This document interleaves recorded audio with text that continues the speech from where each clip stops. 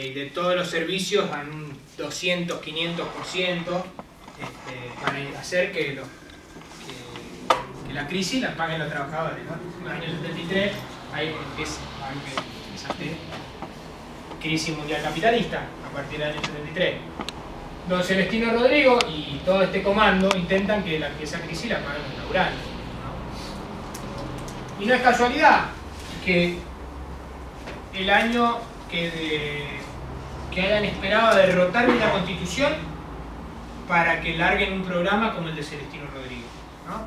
En este momento, la constitución es la última expresión de este sindicalismo combativo y clasista que está al frente de algún sindicato importante, ¿no? El resto dirigen comisiones internas de fábrica, cuerpo delegado, pero sindicatos, como el de la UAM y la Constitución, no quedaban en manos de los clasistas y combativos. O sea, que era fundamental producir el... quiero buscarles un machetín. No sé si lo voy a encontrar ahora. ¿Cachamos? Era fundamental derrotarlos a la experiencia de la lista marrón para aplicar un plan económico como el del Celestino Rodrigo del 3 de junio del 75. De todas maneras, para el plan Rodrigo, que prácticamente licuó los salarios de la clase trabajadora, generó la movilización de masas más, la huelga con movilización más grande de la historia argentina, que son las jornadas de junio y julio del 75, que cuando vino Brunetto la otra vez estuve charlando un poco, él hizo un libro, no sé si lo tenemos, vale, al libro de Brunetto, que es sobre la jornada de junio y julio del 75, que es una gran movilización obrera no dirigida por la CGT. No vas a escuchar la guitarra, justo había venido a ver. Sí, se me hizo un poco largo, ¿eh? Después te cuento. Una gran movilización semi-espontánea, si se quiere, tiene que ver con la respuesta a este plan económico, pero además no es solo económica, sino política, porque estas grandes movilizaciones piden la cabeza de Celestino Rodrigo, pero también piden la cabeza de López Rega, ¿no? Estas grandes movilizaciones obreras que entre el 27, 26 y 27 de junio tienen su pico más alto el 3 de julio y que obligan a la CGT a declarar una huelga general, ¿no? Que tienen que hacer unos trampolines para declarar una huelga general a Isabel, decir bueno, pero es en apoyo de tienen que dar una vuelta dialéctica muy importante porque bueno, la CGT seguía siendo socialista, ¿no? Y le estaban declarando la primera huelga general de la historia a un gobierno peronista, ¿no? La hace la propia CGT. Y otro detalle importante, que el 3 de julio, 5 de julio, momento pico más grande de las movilizaciones, es nombrado el señor Jorge Rafael Videla como comandante en jefe de las Fuerzas Armadas, ¿no? Se empezaba a preparar el golpe de Estado. En noviembre,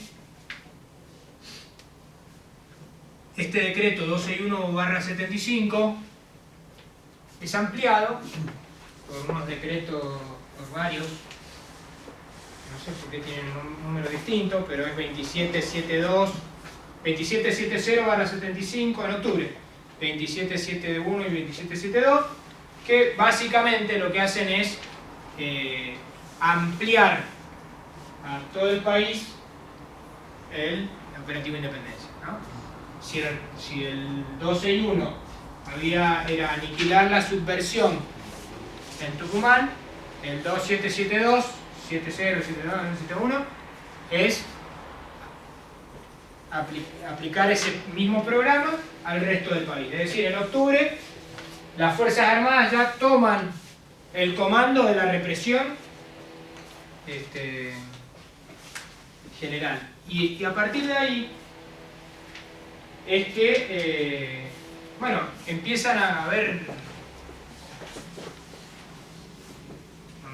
asesinatos al estilo AAA, digamos, estos asesinatos de corte terrorista, ¿no? Que intentaban generar el terror en la sociedad, pero también empiezan a haber desaparecidos, que es el modus operandi propio de esta nueva forma de represión social para la cual se está preparando la dictadura. Bien, a ver si me olvido algo importante y si no... Entonces... Sí. En lo económico se produce la primera devaluación con la eliminación de los ceros en la moneda, de los precios. Ahí empieza, no sé si en ese año... Sí, creo que se compensa.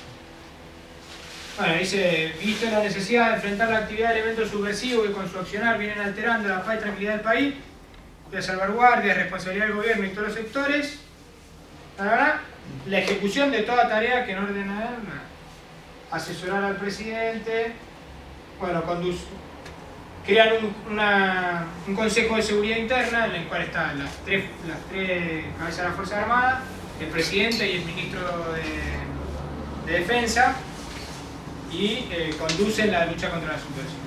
En este contexto aparece un término nuevo, sobre todo a partir del 20 de marzo del 75, que es guerrilla fabril o subversión industrial. ¿No? Después, si quieren, mando algo. Del cual empiezan a hablar todos, de la guerrilla fabril y la subversión industrial. Desde Isabel, todos los ministros del gobierno, don Mariano Grondona, que ya en ese momento escribía cosas lindas, habla de la guerrilla fabril y la importancia de destruirla y derrotarla. Bueno, y las Fuerzas Armadas, ¿no? Hay varios hechos, después de los decretos una gran huelga en Sierra Grande, que intenta destruir esta denominada guerrilla fabril o subversión industrial. Obviamente, cuando las clases dominantes le ponen nombre a las cosas, no le ponen al azar, ¿no? Si le ponen subversión fabril o subversión industrial, es para hacer justamente lo que se hace con la subversión, ¿no? Exterminar, aniquilar, todo eso que le habían puesto en los decretos. Y es lo que están determinados a hacer. Voy a traer un saltito, porque si no, no llegamos.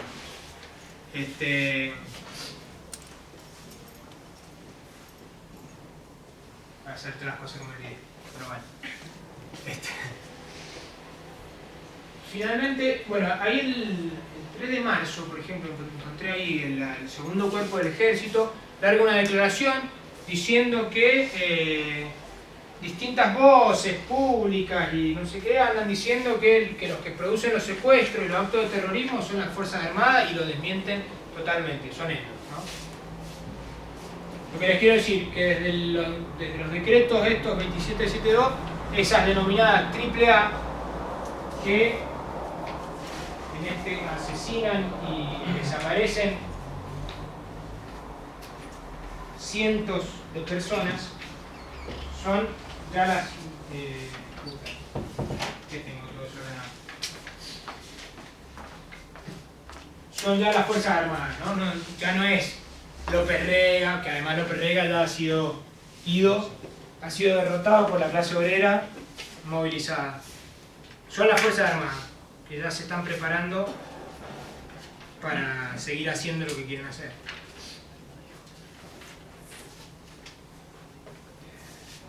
Hay desde el 73 al 76, 734 desaparecidos, ¿no? Claro que al lado de los 30.000 parece una macanita, pero de los cuales la mayor parte, 600 y pico, se producen entre el 75 y el 76, ¿no? Donde ya las Fuerzas Armadas toman el comando de la represión todavía dentro de un gobierno constitucional. Y después la otra forma, la otra metodología aplicada es el asesinato, que es el que todavía se conoce como el AAA, pero que en realidad eran las mismas Fuerzas Armadas. De hecho, si uno lee atentamente los diarios, lo dicen los mismos diarios. Hay 1.375 asesinados. Sí. No, 1.375 entre asesinados y desaparecidos, entre el 75 y el 76. Algo así como 600 muertos en enfrentamiento. De enero del 75 a marzo del 76. Es decir,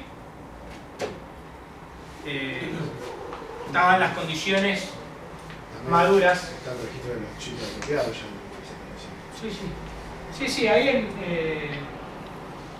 y sobre todo después de julio del 75, ya las Fuerzas Armadas tienen el comando y están preparándose para producir el golpe. De hecho, creo que hay unas declaraciones de Videla donde el tipo dice que ellos están esperando que Isabelita ya como que el pueblo salga a implorar por favor que se vaya Isabelita y legitimar la posibilidad de que estos que se han ido repudiados por el pueblo, que se han ido derrotados por el pueblo, tengan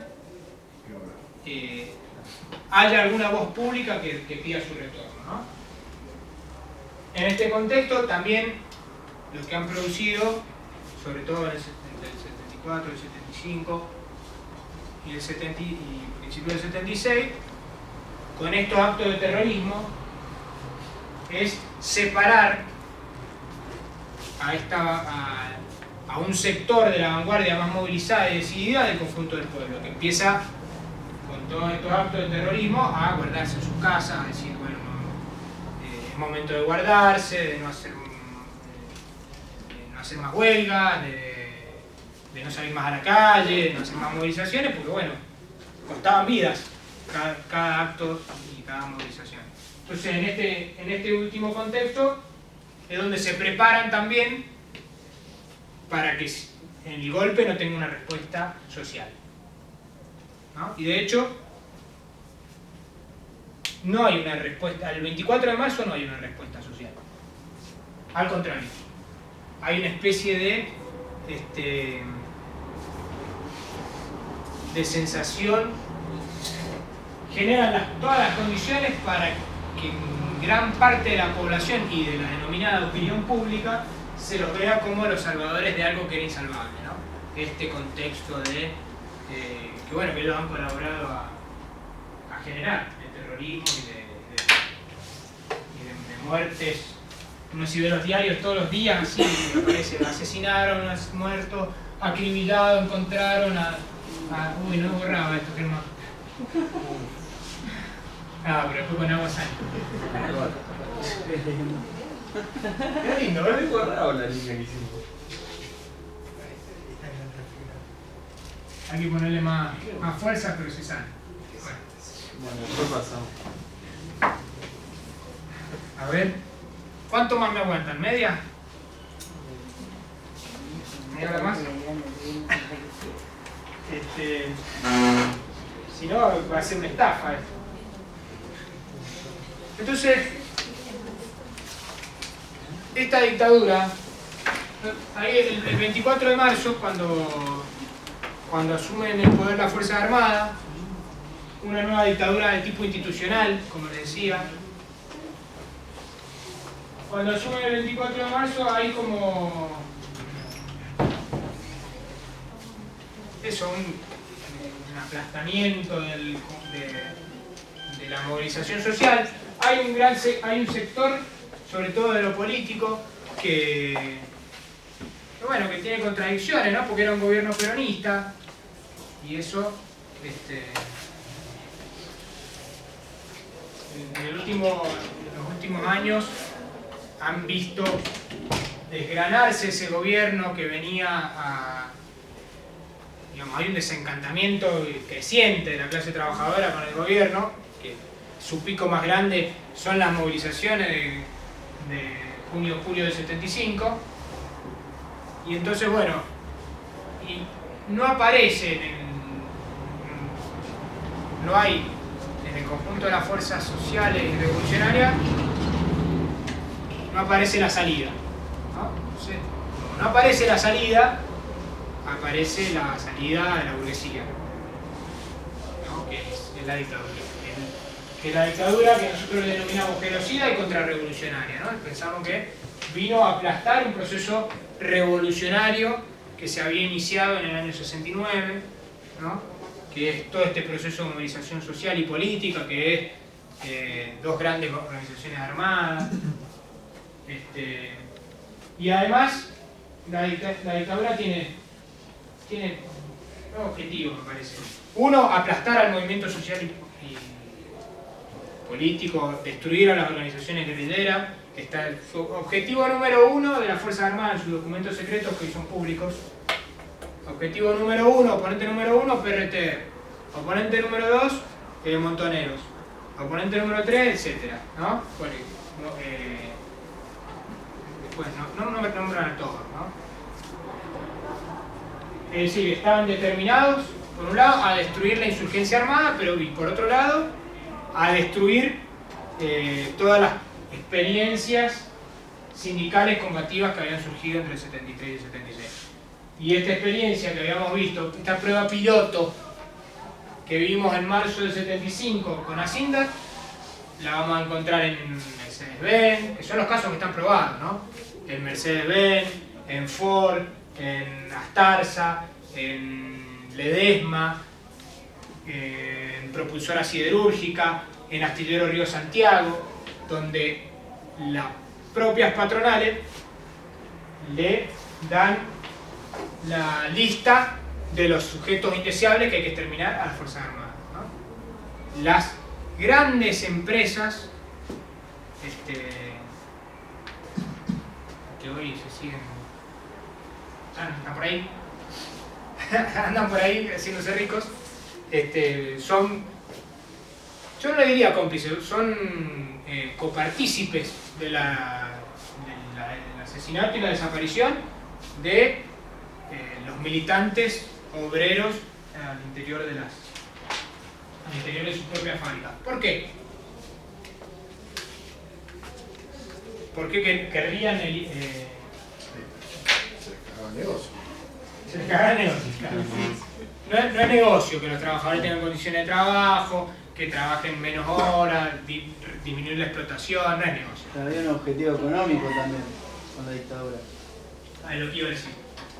El objetivo político-militar, que es la destrucción de la vanguardia, de los sectores de vanguardia del pueblo, y un objetivo económico, que es una transformación de la estructura económica del país, que también es política, ¿no? Ellos dicen, bueno, la industria sustitutiva de importaciones ha generado un gran polo industrial y cordones industriales que, bueno, que han generado esta subversión.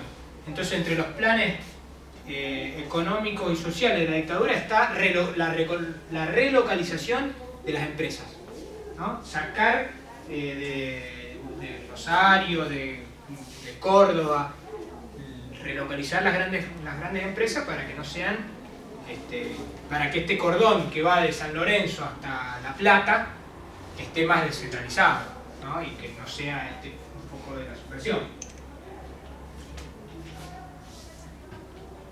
Ahora bien, y sobre la clase trabajadora tienen un programa muy claro, ¿no? No es solo, bueno, tienen un programa para destruir las organizaciones armadas y tienen un programa para la clase trabajadora en particular, ¿no? Que muchos de esos miembros de comisión interna y delegados son parte de la organización armada también, pero tienen una política particular sobre la clase trabajadora. Porque no solo golpean al sindicalismo clasista y combativo, que lo vienen golpeando desde el 74, 75, que lo vienen haciendo pelota, sino que golpean también a la propia burocracia. Intentan destruir algo que también lo veían como un obstáculo y que era un obstáculo para los planes que tenían. Intentan destruir este sindicalismo construido a finales de los 40, engrosado en los 60, que era un sindicalismo muy grande, verticalizado, y que ellos ven ahí, lo denominan la demagogia, el populismo, digamos.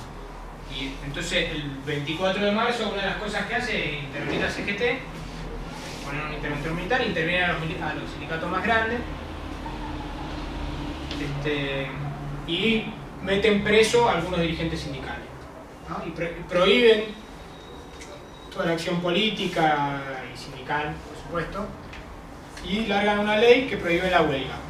Suspenden el derecho de huelga de manera indefinida, ¿no? Hasta que se reordene el campo social y laboral. Entonces, con esto apuntaban a dos cuestiones, ¿no? Por un lado, impedir que haya una coordinación, digamos, dentro del sindicalismo burocrático, que haya una coordinación que pueda obstaculizar los planes de gobierno de la dictadura.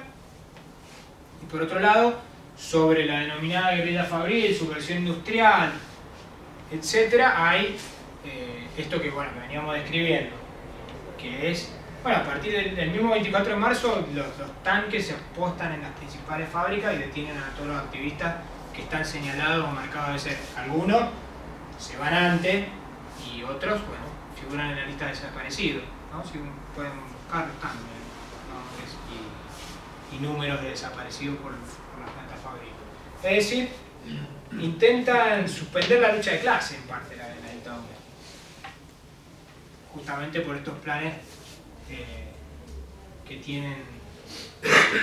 Y bueno, entre el 24 de marzo y el del 76 y finales del 77 es el periodo un periodo más sangriento de la dictadura, donde la metodología de secuestro y desaparición forzada se concentra ahí. Más del 60% de los secuestrados y desaparecidos están entre marzo del 76 y finales del 77.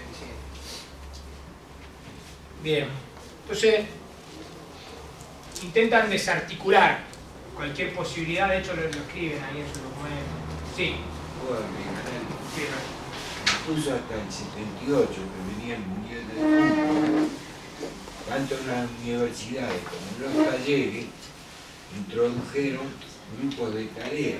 Tal cual. Tal cual. Sí, sí. Sí, ponen grupos de tarea. En la Ford, por ejemplo, la militarizan a la fábrica Ford de General Pacheco. Entran los militares y a punta de cañón los ponen a trabajar a los obreros. Y ahí, bueno, hay varios desaparecidos de la comisión interna que eran todos, digamos, gente de izquierda. Entonces, bueno, hay una nueva situación, ¿no? En realidad, creo que ninguna fuerza política caracterizó correctamente lo que iba a suceder a partir del 24 de marzo, ¿no? Porque, bueno, todos sabían que iba a ser jodido, feo, porque ya era jodido y bravo, ¿no? Pero creo que ninguno dimensionó lo que iba a ser la dictadura, ¿no?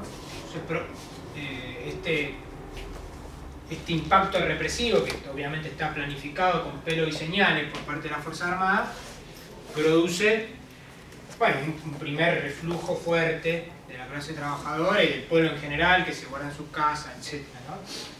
Excepto los empresarios, que están todos festejando. Y si uno ve, se me va a hacer largo, pero si quieren después les puedo mandar. Si uno ve las declaraciones de la Cámara de Sociedades Anónimas, de la Bolsa de Comercio, de la Sociedad Rural, pero también si ve la declaración de los pequeños y medianos industriales metalúrgicos, también están chochos, ¿no?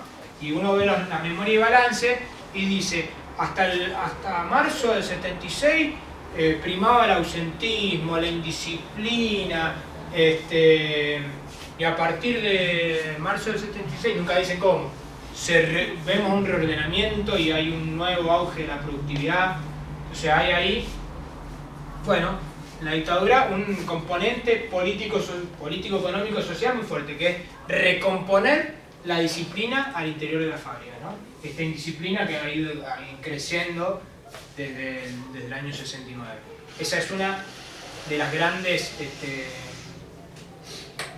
de los grandes objetivos de la dictadura, recomponer la disciplina al interior de la fábrica. Y en eso, obviamente, están todos los patrones chochos. Sin embargo, en septiembre del 76 empieza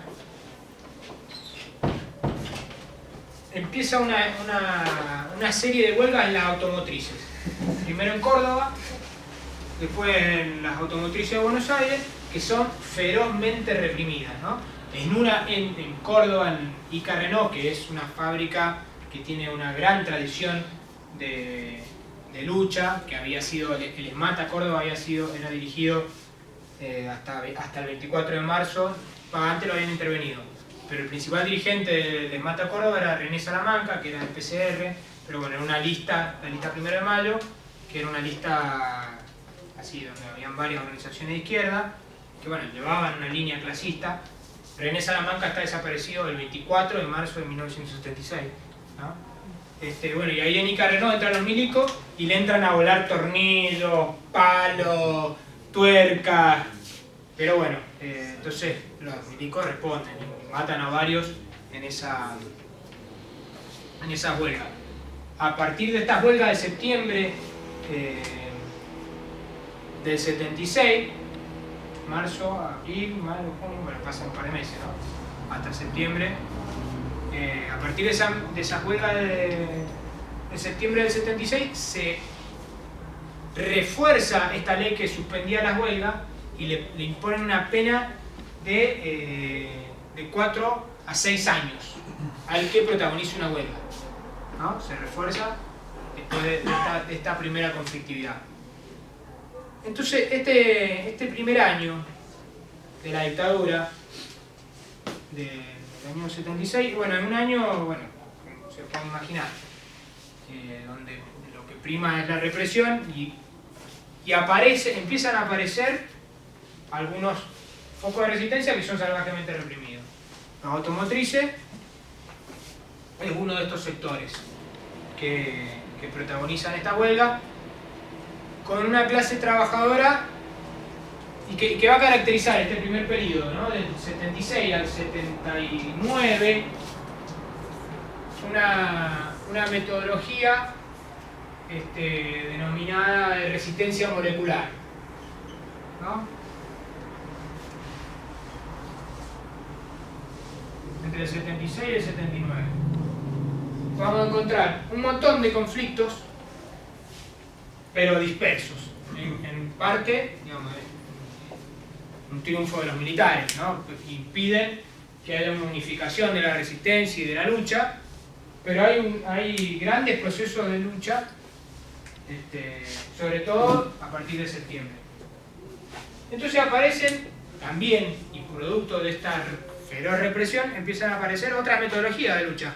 La clase desempolva, porque la lucha de clase es objetiva, es imposible detenerla, ¿no? Entonces si esa lucha de clase no se expresa políticamente de una manera, puedes secuestrar, puedes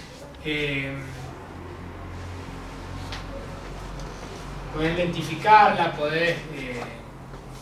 pero no podés detener, ¿no? La lucha de clase, podés inclinar la balanza a tu favor, que es lo que hicieron los milicos, pero la lucha de clase es indetenible, ¿no? Entonces la clase desempolva otras formas de lucha y aparece todo este periodo entre el 76 y el 79 el sabotaje como una forma de lucha que la clase, bueno, había utilizado sobre todo en la resistencia peronista. Desempolva viejas formas del enfrentamiento, entonces meten tornillos en las ruedas de la fábrica,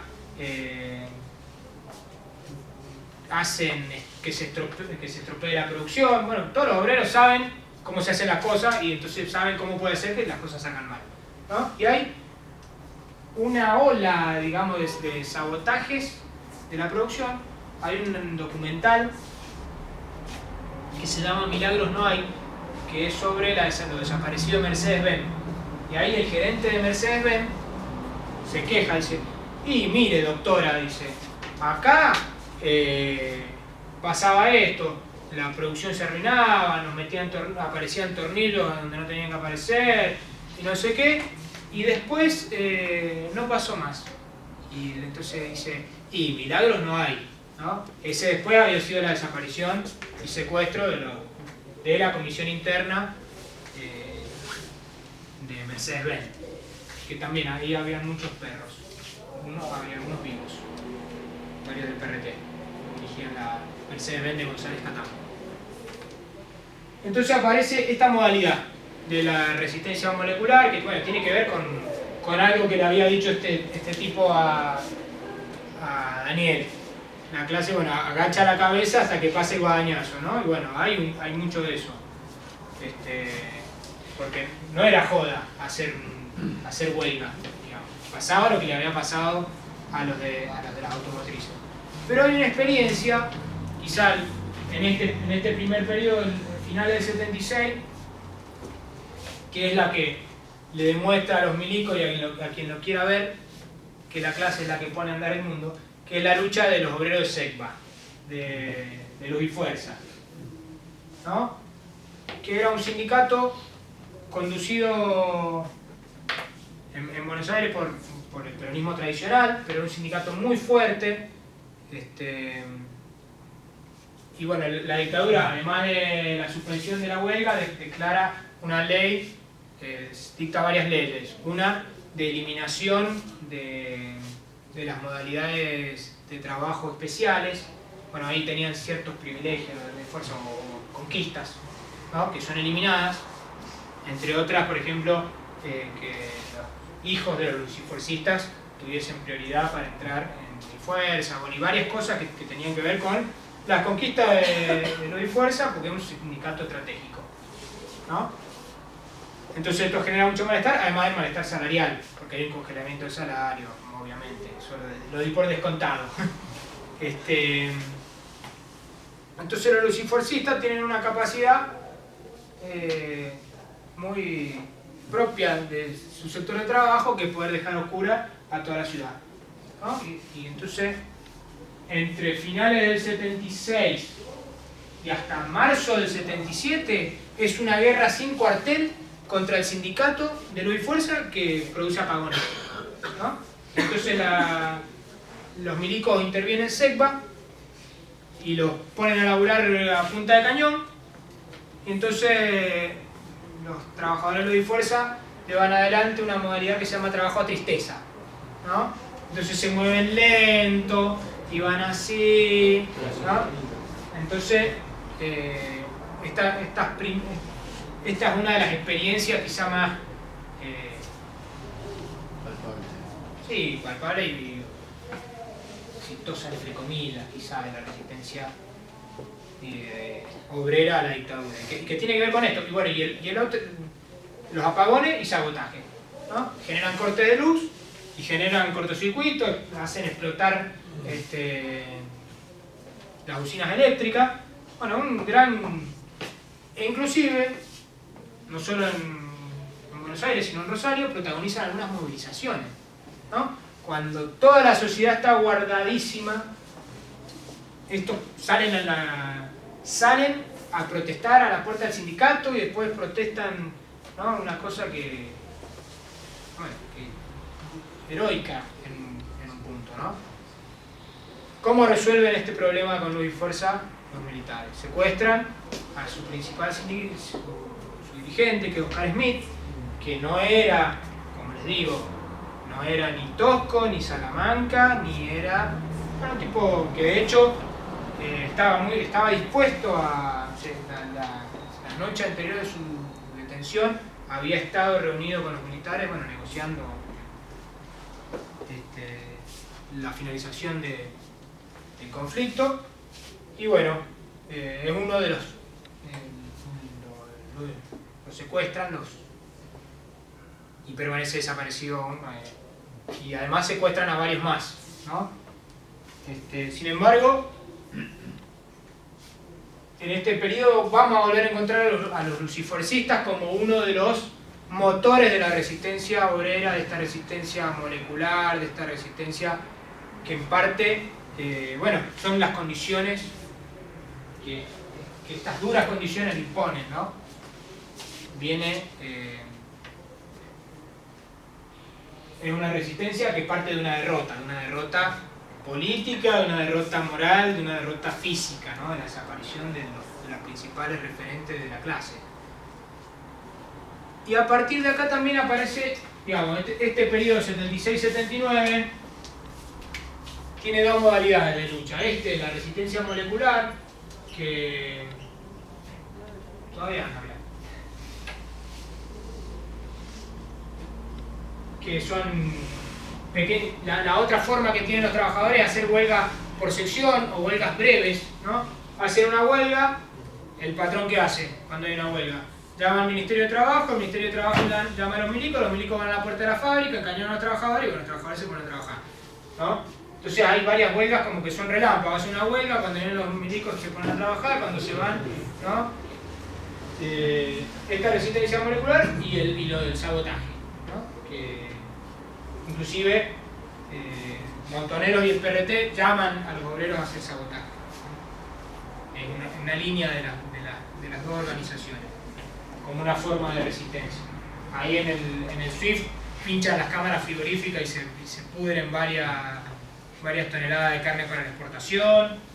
Bueno, esto que les decía, que arruinan los motores de los autos, arruinan las láminas de acero en chomisa. Y por otro lado, se da otro fenómeno. Bueno, listo. Pero puedo decir. Se da otro fenómeno que tiene que ver con esta desorganización de la clase por arriba y por abajo, que son olas de huelga, ¿no? Que se inicia en uno o dos establecimientos y se propaga estas huelgas sin un llamado formal a una huelga general o regional, ¿no? Entonces, quizá la primera es esta de los automotrices, por rama de actividad. Arranca Nica Renault y tiene repercusión en las grandes fábricas de Buenos Aires, también les dan con un caño. Los de Mercedes-Benz saben cómo hacen para repudiar la intervención del ejército, les cantan el himno nacional y entonces los soldados no saben qué hacer, ¿no? Son microresistencias, ¿no? En este contexto donde bueno, en Mercedes-Benz además logran con la movilización recuperar a uno de los trabajadores que estaba secuestrado, ¿no? Que eso, en varios casos, la movilización obrera logra recuperar a trabajadores que hoy estarían desaparecidos, ¿no? Pero no es la generalidad, porque la movilización era muy costosa, ¿no? O sea, ahí en Mercedes-Benz a uno de los secuestrados los logra rescatar de esa manera, pero bueno, no es fácil todos los días sacar a toda la fábrica. Estos sacan toda la fábrica y se van a la comisaría a reclamar que liberen al compañero secuestrado y lo logran, ¿no? Pero bueno, después otros no logran hacer lo mismo porque eso no es gratuito ni fácil. Por esto que decíamos también, no es que la clase abandonó, sino bueno, eran condiciones muy difíciles. Y esta ola de huelga de los automotrices. ¿Y cómo es esta metodología de la ola de huelga? Malestar había en todos lados, ¿no? Malestar porque por el congelamiento salarial, por la represión, por la vuelta a la disciplina, el redisciplinamiento al interior de la fábrica, que las patronales aprovechan, hacen dulce de leche. A veces se iniciaba un conflicto que fuera visible, porque también hacer visible un conflicto en este contexto no era fácil, porque primero no había nadie que lo llamara públicamente. Y Y segundo, no había un conflicto que durara mucho, porque se le venía la guadaña, ¿no? Entonces a veces hay algunos sectores de la clase, por ejemplo como los lucifuercistas, que tienen la capacidad de que su conflicto sea más visible o oscuro. Entonces bueno, ahí está la de los automotrices, y en junio del 77 hay una ola de huelgas en Rosario, que el que más la estudié fui yo. Creo. Pero que esto es interesante por este contexto, ¿no? Se inicia en las dos fábricas de tractores, John Deere y Massey Ferguson, en un contexto que además Martínez de Hoz ha elaborado un nuevo pacto de precios y salarios, ¿no? Y hay un malestar importante por el tema salarial. Entonces se inician dos huelgas en las dos principales fábricas de tractores de la zona norte, que duran entre el 8 de junio y el 21 de junio. Es decir, para el contexto en el que estamos hablando, son huelgas muy prolongadas, ¿no? Y ese parar la fábrica de tractores no es parar la universidad. No es una buena universidad. Es imposible invisibilizarla. Y entonces la huelga en la fábrica de tractores eluden el cerco mediático, ¿no? Porque los diarios no solo no querían decir nada, sino que si decían mucho le cortaban la cabeza. Y se extiende esa huelga a otro sector de la producción. Entonces hay una paralización en esos días, entre el 8 y el 20 de junio, de, por ejemplo, sectores tan diversos como los textiles, como la cristalería, y bueno, y en la zona norte, el Imperial, en Pasa, digamos, hay huelgas a veces relámpago, ¿no? O interrupciones de trabajo, etc. Entonces acá, y una coordinación por abajo, ¿no? Hay ultra clandestinas también, porque no es para nada fácil coordinar nada. Justo de casualidad logré conversar con uno que había estado en la cristalería, que es un loco, que había sido montonero y se exilió en Rosario. Había sido montonero en Tandil y se exilió en Rosario. Y él entró a trabajar a la cristalería de Cuyo, que me cuenta que eran unas condiciones de explotación tremenda, pero ahora se llama Cristalería Rosario, ahí en la circunvalación. Y contaba que había una reunión medio clandestina sobre todo la coordinadora de la zona norte, que todavía funcionaba, ¿no? En la zona sur de Villa Constitución no funcionaba mucho nada, ya la dictadura había hecho su gran tarea, ¿no? En realidad, hasta mediados pasando los 70 y pico, la zona sur está bastante paralizada, digamos, no hay posibilidades tampoco de resistencia. Entonces, esta, la de junio del 77. Y hay, quizá, además, bueno, el primer movimiento político, social, que saca un documento crítico hacia la dictadura, son los trabajadores. Tanto los sindicatos intervenidos, los de los sindicatos no intervenidos, sacan un documento crítico a la política económica y además piden por la libertad de los dirigentes presos, ¿no? Un atrevimiento para los sectores tradicionales bastante, sobre todo que después se caldearon bastantes años de eso. En octubre del 77 ocurre quizás la mayor ola de huelga. Vamos por acá, no importa. La mayor ola de huelga de toda la dictadura, es decir, casi una huelga general no declarada, ¿no? Que entre octubre y diciembre, con picos y bajas en su lucha, paraliza varios sectores de la producción. ¿Qué fue esa ola? Y que la prensa dice que fue el mayor desafío que ha tenido la dictadura en los 19 meses que lleva de gobierno, ¿no? Esta ola de huelga los días, los días más difíciles. Se inicia con una huelga de los señaleros ferroviarios de la línea General Roca, o sea, un sindicatito pequeñísimo, pero estratégico, porque paran los señaleros y no pueden andar los trenes. Bueno, ahora no sé si hay más señaleros, pero bueno, en ese momento era un sindicato, no un sindicato, eran parte de la Unión Ferroviaria, pero era un grupo de... Entonces paran los señaleros y esa huelga que se inicia con los señaleros se extiende, se va contagiando, digamos, porque el malestar salarial y porque además había un plan de devastación del tendido ferroviario y de los ferrocarriles por parte de la dictadura, se va extendiendo esa huelga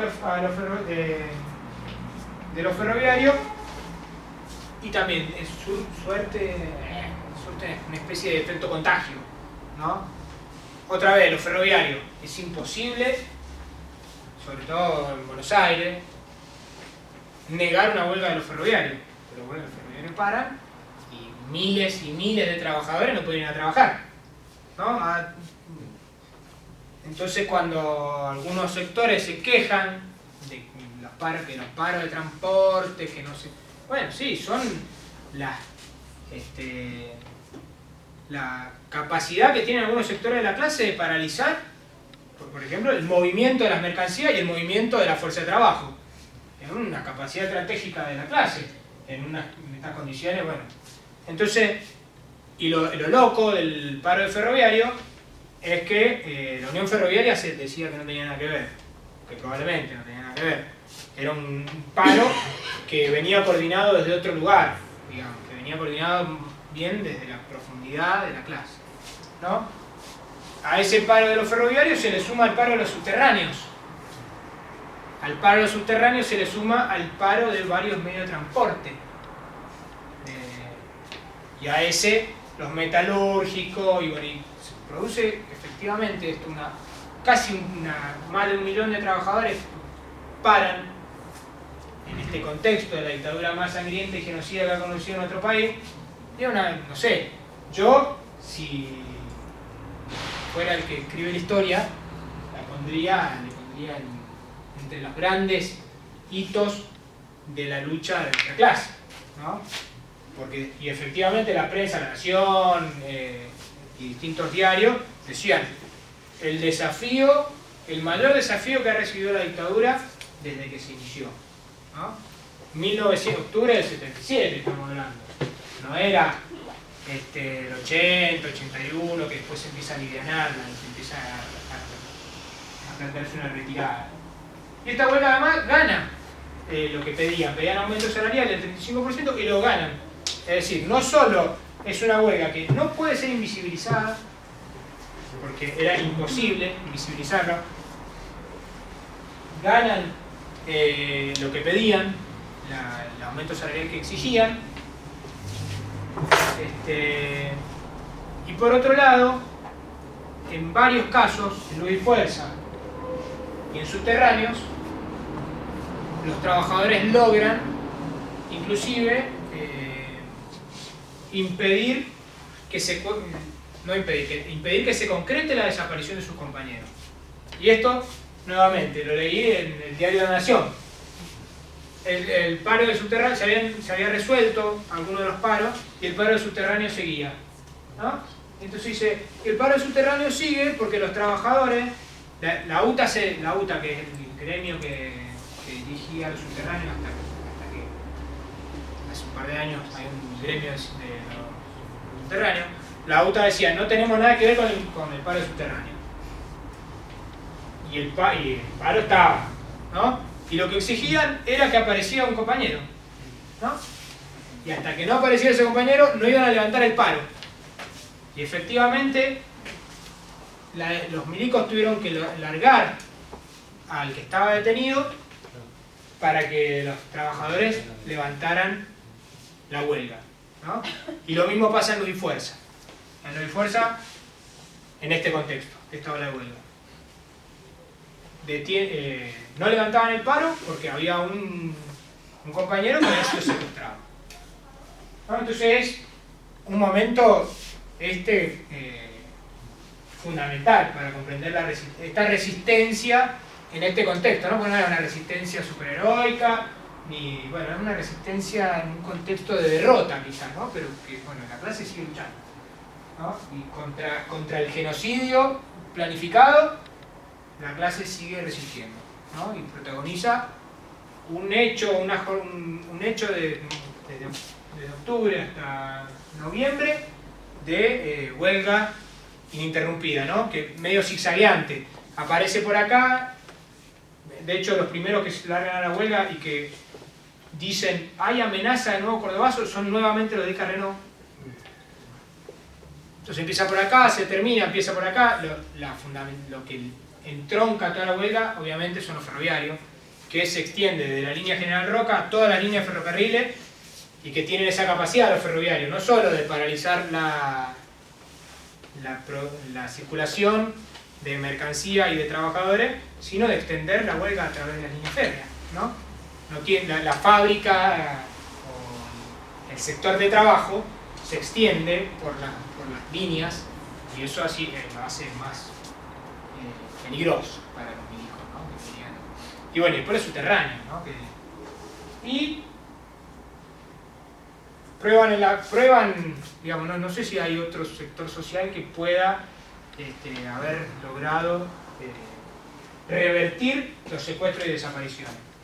En ese contexto, los militares asesinan a sangre fría, le disparan a un agitador social, un activista que estaba llamando a la huelga en la estación Villa Constitución, en la estación Constitución, no Villa Constitución, ahí en Buenos Aires.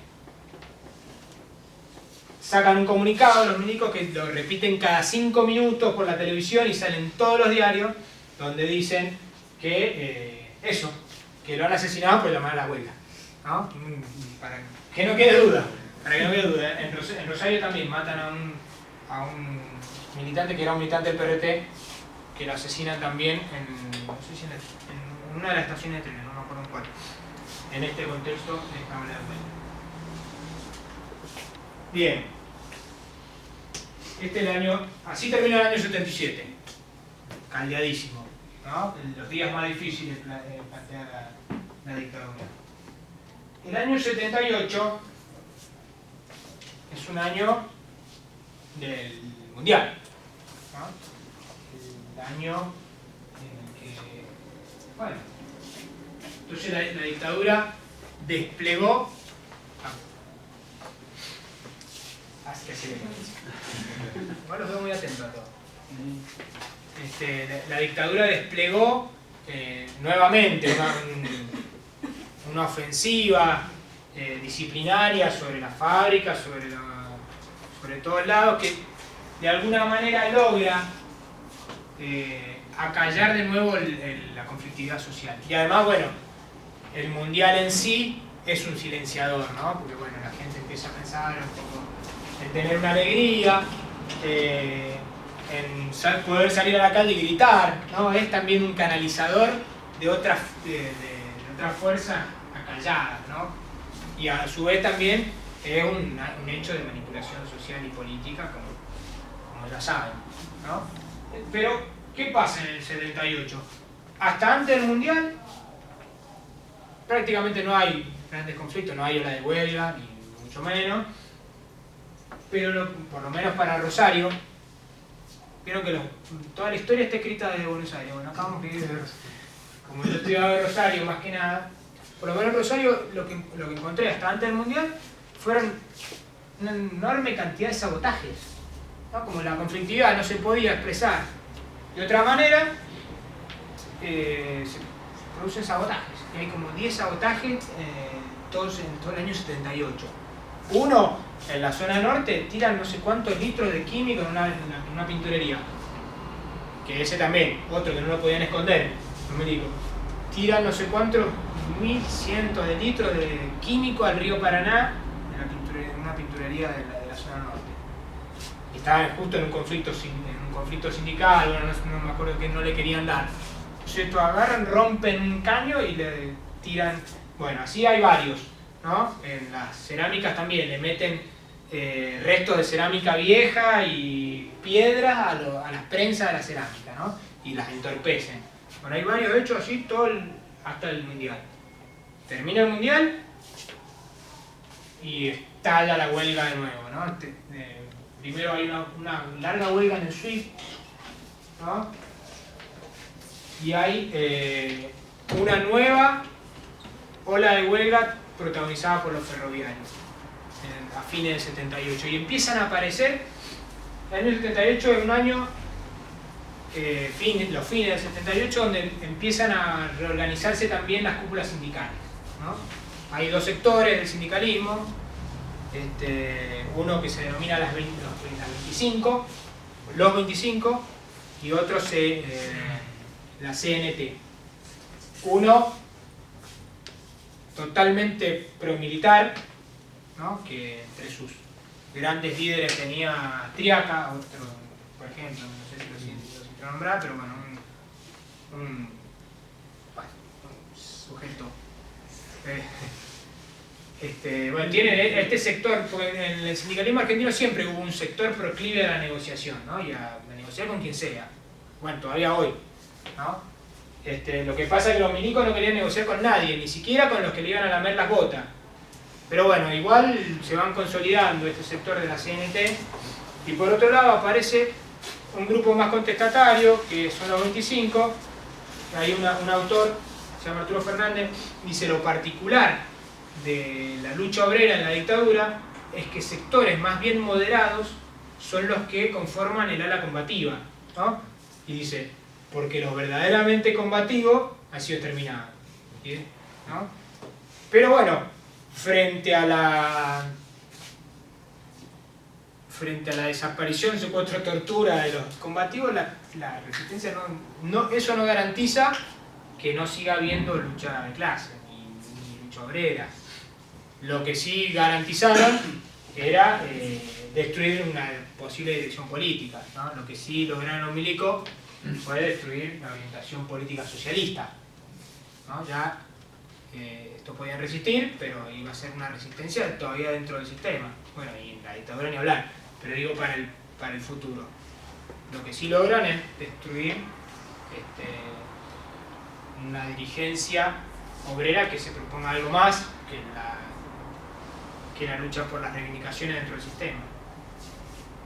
Entonces, bueno, ahí en el 78 se inicia esta reorganización sindical, empieza a aparecer, además en la prensa, que era algo raro hasta ese momento, estaban bastante, ni los nombraban, y a intervenir también públicamente, a decir, bueno, son necesarios más salarios, no sé yo. Y hacia fines del 78 se forman varias coordinadoras, las coordinadoras del transporte, justamente, que han protagonizado, que nos da la pauta de eso, una reorganización por abajo de la clase y de su sindicato, y a su vez una reorganización por arriba, ¿no? Esto se va a expresar, esta acumulación de fuerza o esta reorganización paulatina se va a expresar bien en el año 79. Donde la comisión de los 25, bueno, ahí están, declara en abril la primera huelga general declarada, ¿no? Para mí la primera huelga general es la de octubre del 77, que no la declara nadie, la declara la clase, ¿no?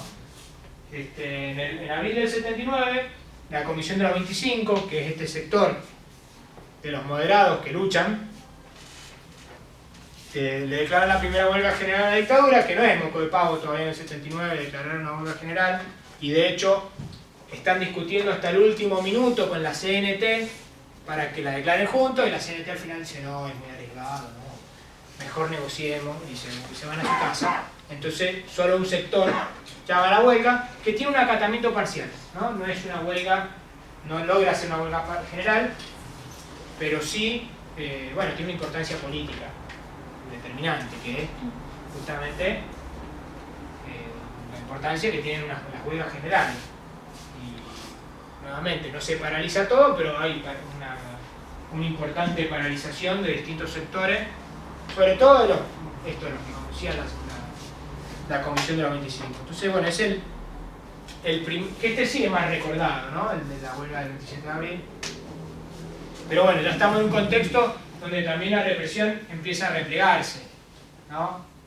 Y donde justamente a partir de acá se inicia esta reorganización que venía subterráneamente y con muchos caídos y con mucha dificultad, y por otro lado aparece esta reorganización de los sindicatos por arriba también, ¿no? Una de las cosas lo que quería hacer la dictadura, que no lo hace al principio, quizás para no generar más, no sé, era dictar una nueva ley de asociaciones profesionales. Y lo que querían es que no hubiera una CGT, o sea, que no hubiera una organización de tercer grado, sino que hubieran federaciones. Eso, bueno, a finales del 79 se produce la última gran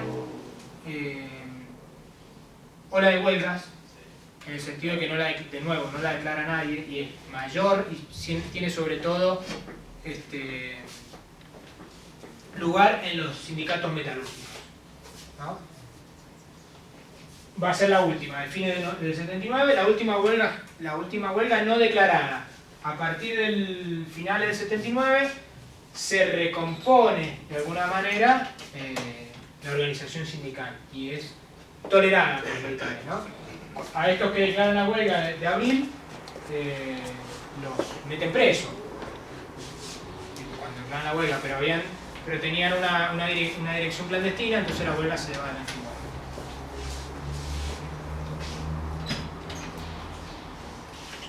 ¿Cuánto me queda?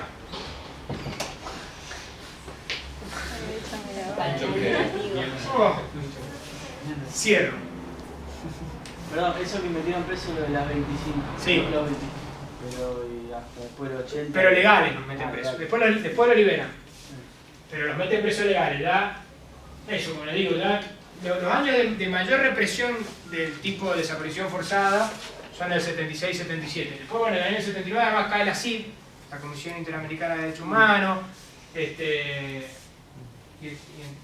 resistencia en Europa. Está Carter, presidente de los Estados Unidos, digamos, ahí como que empiezan a tapar un poquito y a cerrar los centros clandestinos de detención, ¿no? Hay nuevas, han cambiado las condiciones. De todas maneras, han hecho el grueso de la tarea, la han llevado adelante. Una última cosa, o dos últimas cosas. Se me hizo muy largo la presentación, pero habría que decir todo eso.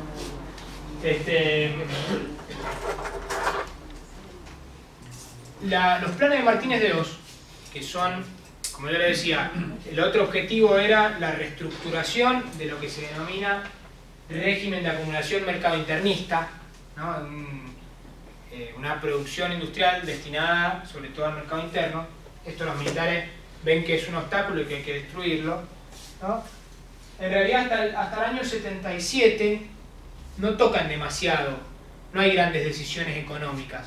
Recién en el año 77 van a implementar, en el 77 y en el 78, dos medidas que van a ser fundamentales para entender el programa económico que viene a llevar adelante esto. Que uno es la reforma financiera, de la ley de entidades financieras, que aún sigue vigente, y que permite, en este nuevo contexto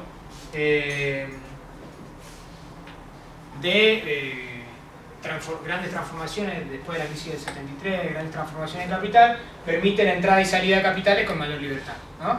Que es eso, quitarle trabas al capital para su libre movimiento, ¿no? Que son las transformaciones estructurales que se han producido en el capitalismo después de la crisis del 73.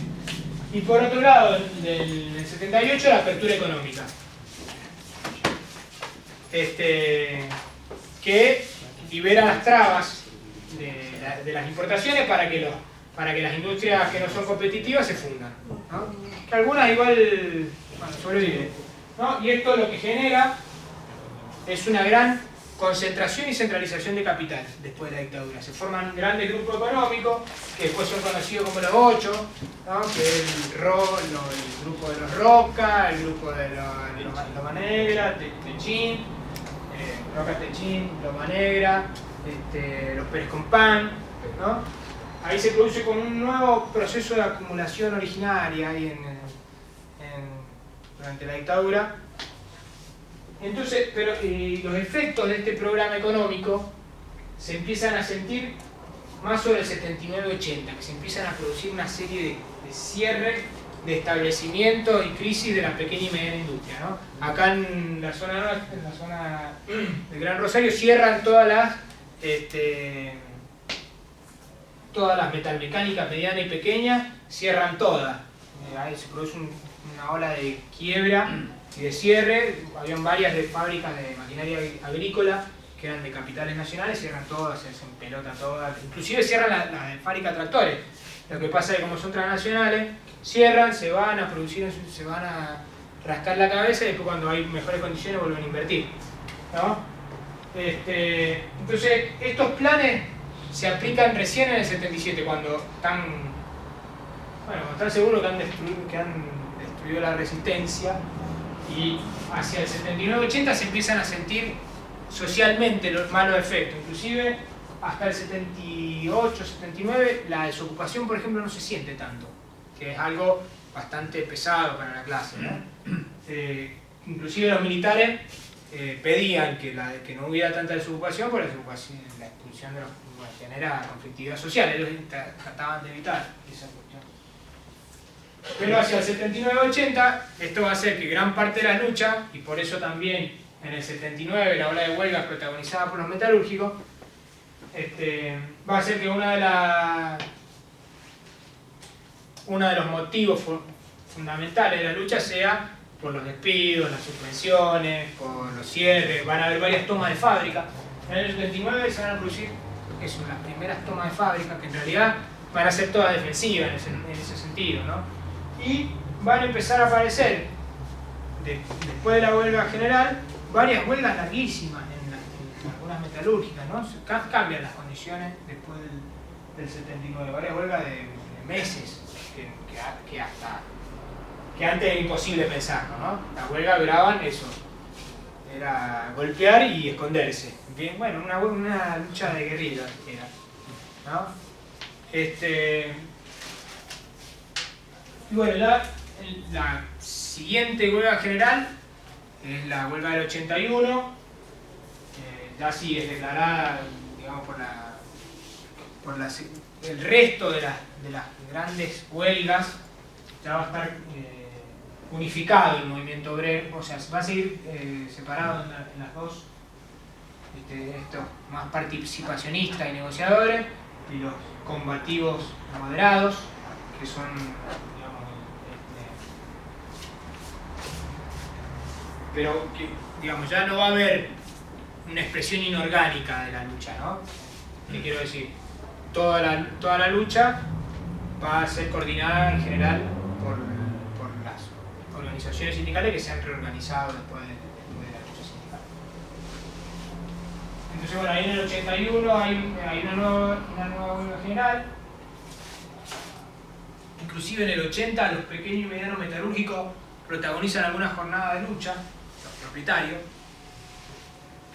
pues se están fundiendo todo. Habían aplaudido a Martínez de O, habían invertido en capital y después se le vino el tiro por la culata.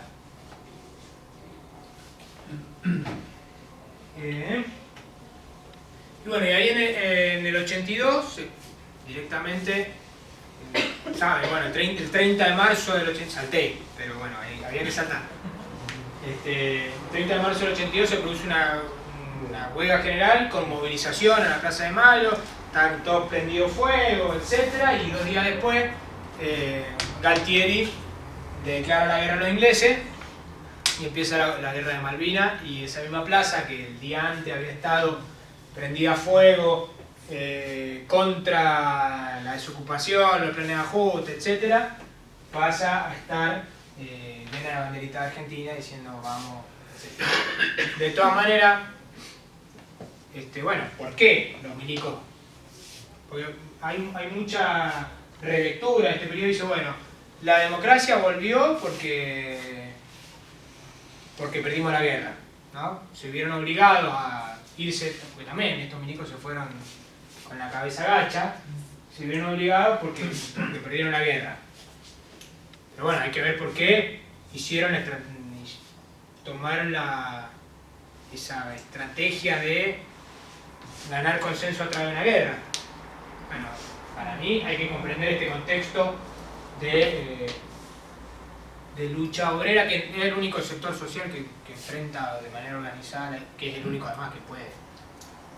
Pero bueno, los sectores medios, y creo que por eso también hay una gran culpa en todos los sectores medios, porque bueno, el único sector que enfrentó decididamente a la dictadura, quizá sin una conciencia política o sin una organización política que homogenice esa lucha, es la clase trabajadora, ¿no?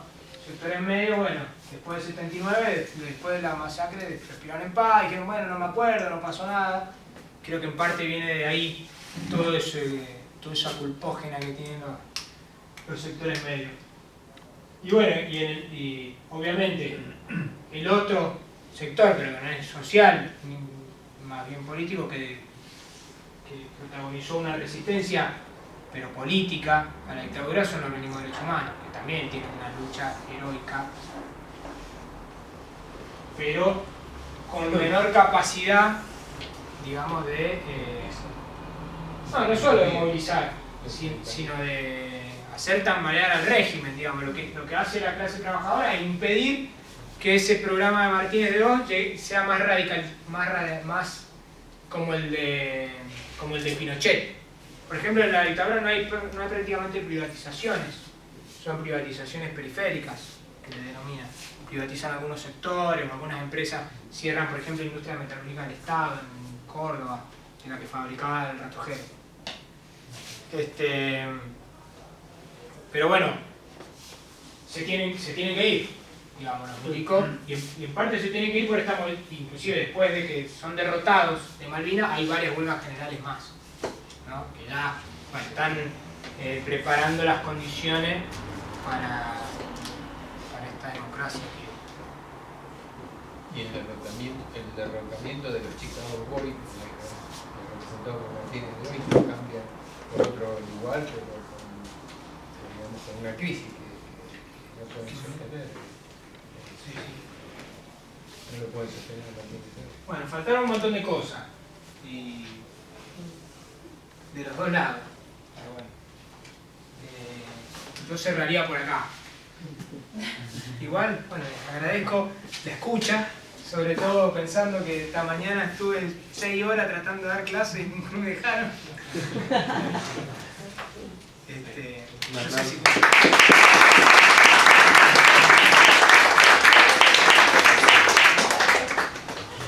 ¿Alguna pregunta o comentario?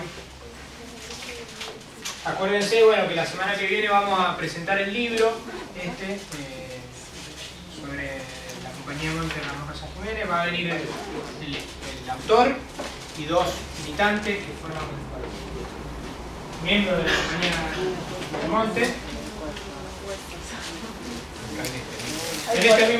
Por este mismo canal.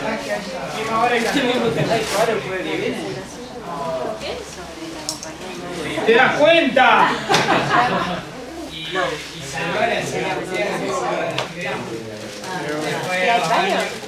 No sé, yo no sabía, me dice Ramírez, para el transporte. ¿Puede ser? Bueno, pero... ¿Qué 20? Pero no sé si está complicado. Ya lo escuché, pero no me está atención al... 95.